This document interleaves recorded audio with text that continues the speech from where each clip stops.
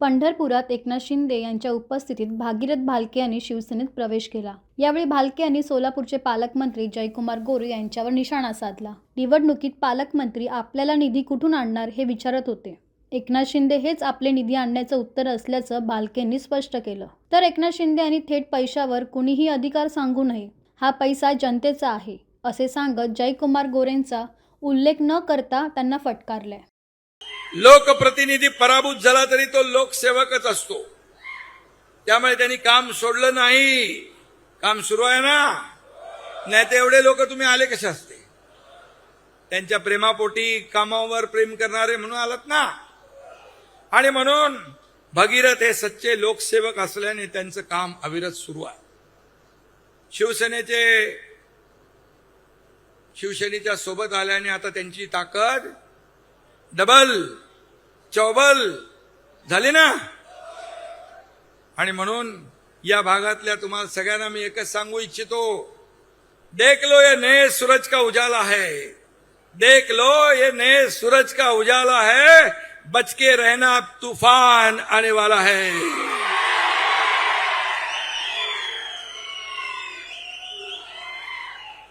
भालके भगीरथचा जनसंपर्क दांडगा आहे।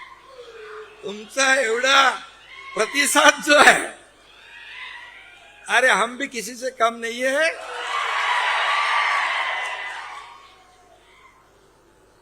भगीरथ यांच्या पाठीमागे वाडवडिलांची पुण्याई पण आहे, पण गणित कधी कधी राजकारणात चुकतात। ते मागे मला भेटायला आले तेव्हा मला विचारलं, साहेब माझं काय चुकलं?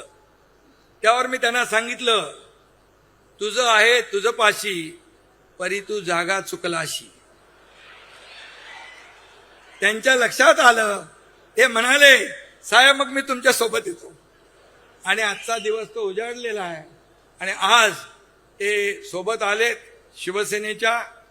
शिवसेनेत काम करणाऱ्या कार्यकर्त्यांना एक जी तळमळ लागते ती मी भगीरथ मध्ये बघितली आहे। हा शिवसेना हा पक्ष कार्यकर्त्यांचा आहे, हा कुणा मालक नोकराचा पक्ष नाही। मी मुख्यमंत्री होतो तेव्हाही कार्यकर्ता म्हणून काम केलंय, आजही कार्यकर्ता म्हणून काम करतोय, उद्याही कार्यकर्ता म्हणूनच काम करणार आहे। आणि म्हणून भगीरथ सारखी माणसं ही शिवसेनेचं असेट बनती।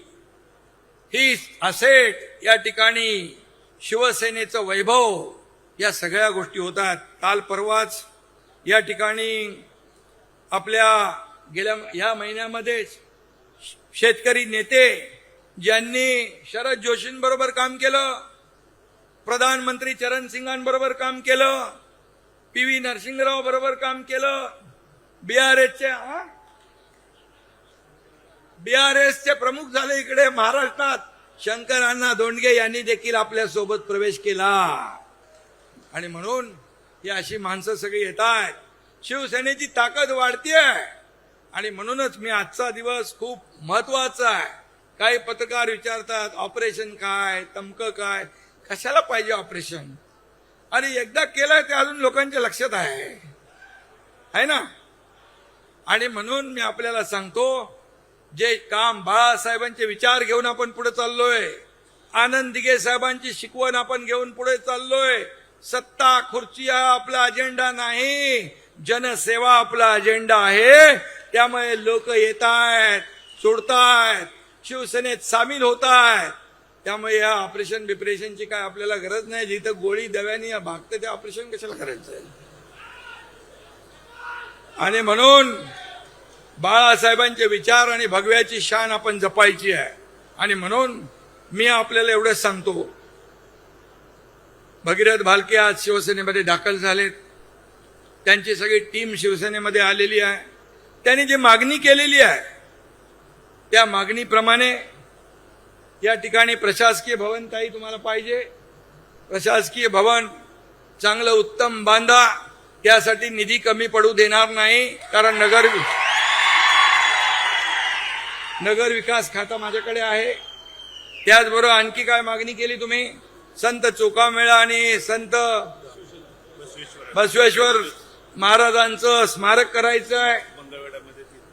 मंगळवेढ्यात बसवेश्वराचे स्मारकासाठी निधी पाणी उपसा सिंचन योजना मंगळवेढ्याची. तुम्हाला मी सांगतो बघा, हे पैसे कोणाचे आहेत? माझे नाही आहेत. हे सर्व पैसे तुमचे आहे, हे जनतेचे पैसे. इथं आमचा काही अधिकार नाही, आम्ही मालक नाही, आम्ही सेवक आहे. तुम्ही मालक आहे. तुम्ही ठरवता कोणाला उचलायचं आणि कोणाला पटकायचं ते. त्यामुळे या महाराष्ट्राच्या तिजोरीवर सगळ्यात पहिला अधिकार कुणाचा? तर माझ्या बळीराजाचा आहे, शेतकऱ्याचा आहे, माझ्या लाडक्या बहिणींचा आहे. मुख्यमंत्री असताना माझी लाडकी बहीण योजना सुरू केली, अनेक लोकांनी खोडा घातला, परंतु मुख्यमंत्री माझी लाडकी बहीण योजना आम्ही सुरू ठेवली. तुम्हाला मी सांगतो, कोणाचाही माईक आला तरी मुख्यमंत्री माझी लाडकी बहीण योजना कधीही बंद होणार नाही. आणि म्हणून ज्या योजना आम्ही केलेल्या आहेत त्या योजना तुमच्या समोर आहे. शेतकऱ्यांचं कर्जमाफीचा आम्ही घोषणा केली, त्याची आता या बजेटमध्ये अर्थसंकल्पात मान्यता दिली आहे. पीक विमा योजना असेल, आदरणीय प्रधानमंत्री 6,000 रुपये शेतकरी सन्मान योजने देत होते. मी मुख्यमंत्री असताना पुन्हा नमो शेतकरी सन्मान योजना 6,000 रुपये दिले, आता 12,000 रुपये शेतकऱ्याला वर्षाला मिळत आहे. हे शेतकऱ्याच्या पाठीशी उभं राहणारं सरकार आहे. हे शेतकऱ्याचं सरकार आहे, कष्टकऱ्याचं, माझ्या लाडक्या बहिणींचं, भावांचं, ज्येष्ठांचं हे सरकार आहे. आणि म्हणून पैशावर अधिकार कुणीही सांगू नये. हे पैसे तुमचे आहेत, जनतेचे आहेत. याची जाणीव प्रत्येकाने ठेवली पाहिजे.